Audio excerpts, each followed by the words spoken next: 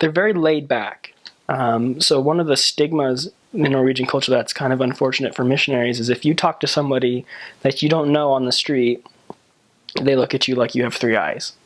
So that sets us apart as missionaries, because that's our job, is to go and talk to people we don't know. And so many people will look at us like, well, what are you doing? I don't know you, and why are you talking to me about God? Because that's another stigma, is they get really uncomfortable talking about their religious beliefs, especially if they don't know you.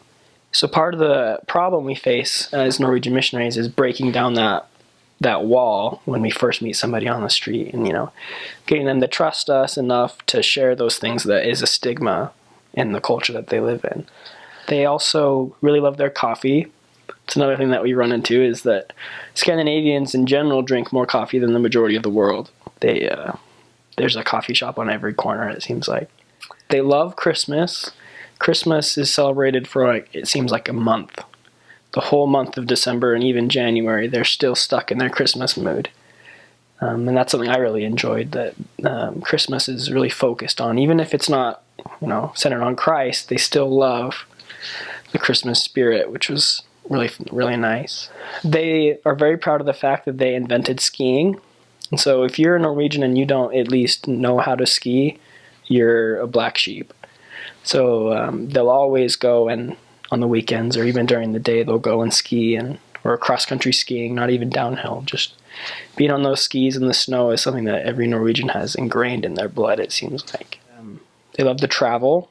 That's another thing that, I don't want to seem like all Norwegian culture gets in the way of missionaries, but it's frustrating as a missionary because they travel so often that you'll be making great progress with this family, and then they go to Greece for a month and they come back and they've digressed so much. So it's just frustrating, but they really have an appreciation for the whole world to travel in, and they have the money to travel, and so they utilize that. And that's something I wish I had more opportunity to do. A lot of the older generation of Norwegians, especially the older women, they would always love that we were respectful. Because, I don't know if this is just the older view, but they feel like the younger generation is kind of becoming disrespectful. And so there would be so many old women who would come up to us and be like, oh, I wish all of our youth were like you guys.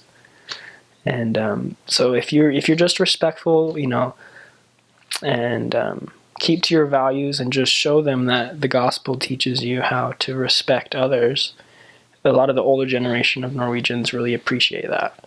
Because they feel like that's something that's kind of been lost. It seems like every week there's some other kind of tradition or holiday that they have. And so they find any opportunity they can to get off work and to just have a party, or some kind of get-together.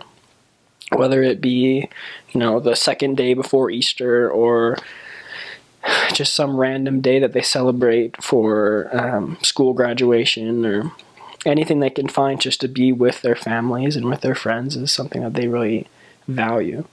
So that's definitely one thing. The family is really important to Norwegians. They like to stick close to their family, and that's something we can relate to as members of the church, that they recognize the importance of a family, and that really appeals to them with the gospel message.